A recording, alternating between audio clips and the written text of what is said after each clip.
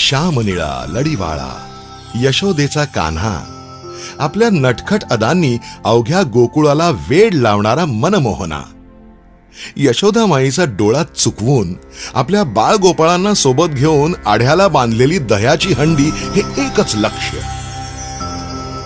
आणि मग गोपाळांच्या अंगा खांद्यावरून तो हंडीपर्यंत पोहोचायचा आणि त्या हंडीतलं दही आपल्या सवंगड्यांसोबत चाखायचा.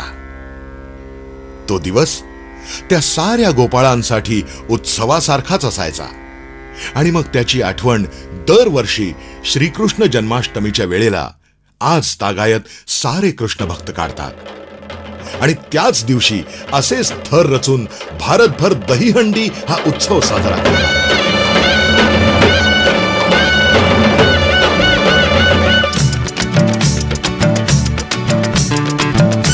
हा उत्सव आता केवळ भारतापुरता मर्यादित राहिला नसून तो जगभर पोहोचला आहे. आणि त्याचं सारं श्रेय जातं ते संघर्षला.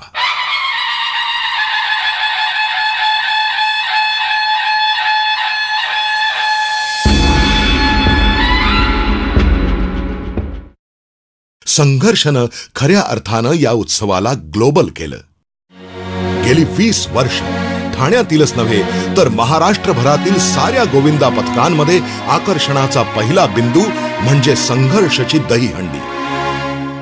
5 पाखाडीत त्या दिवशी ठाण्यातील एक महाराष्ट्रमान्य जत्राच भरते असं म्हणायला हरकत नाही. जवळपास 100हून अधिक गोविंदा पथकं इथं हजेरी लावतात.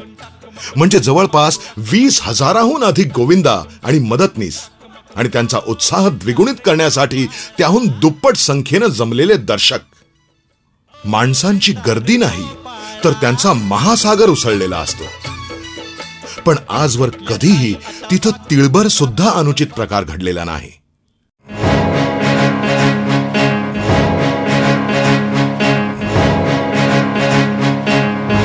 Captain leads from the front.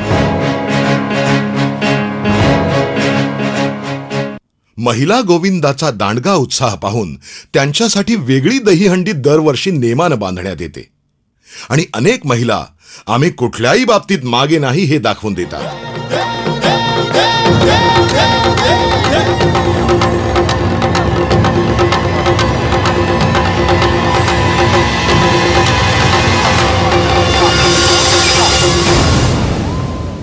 एकमेकांच्या खांद्याला खांदा लावून उभं राहताना सारेजण विसरून जातात की माझ्या बाजूच्या खांद्याचा धर्म कुठला, जात कुठली.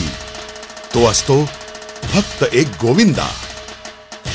हे चित्र दिसतं ते फक्त संघर्षाच्या दहीहंडीत. केवळ म्हणूनच की काय, भारतातील सर्व प्रमुख न्यूज चॅनल्स संपूर्ण जगात संघर्षाचा दहीहंडी उत्सव पोहोचवतात.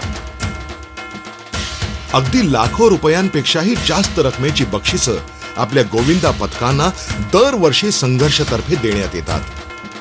आणि केवळ म्हणूनच संघर्षाचा हा गोविंदा महाराष्ट्रातला, भारतातलाच नव्हे तर संपूर्ण जगभरातील सर्वार्थानं सर्वात मोठा दहीहंडी उत्सव म्हणून गणला जातो.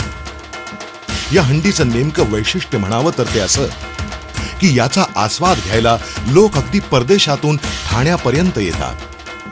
संघर्षाच्या दहीहंडीची ख्याती 7 समुद्रापार अगदी स्पेन पर्यंत पोहोचली.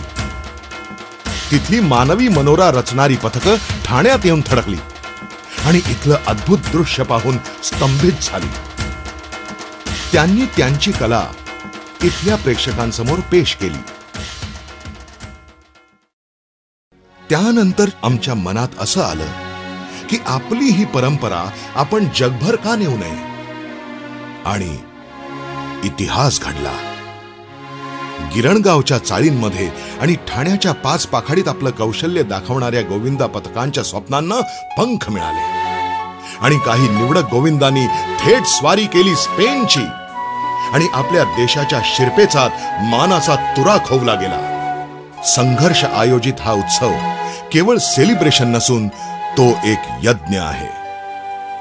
कारण आज देशाला गरज आहे ती तरुणांमधील ऊर्जा एकवटण्याची, त्या ऊर्जेच्या प्रवाहाला एक योग्य दिशा देण्याची. मी अमका, मी फलाना असा रंग, वर्ण, जात, भेद अशी वादावादी सोडून राष्ट्रवादी बनण्याची. कारण हाच तरुण वर्ग, त्यांच्यातलं हेच चैतन्य उद्याचा भारत घडवणार आहे.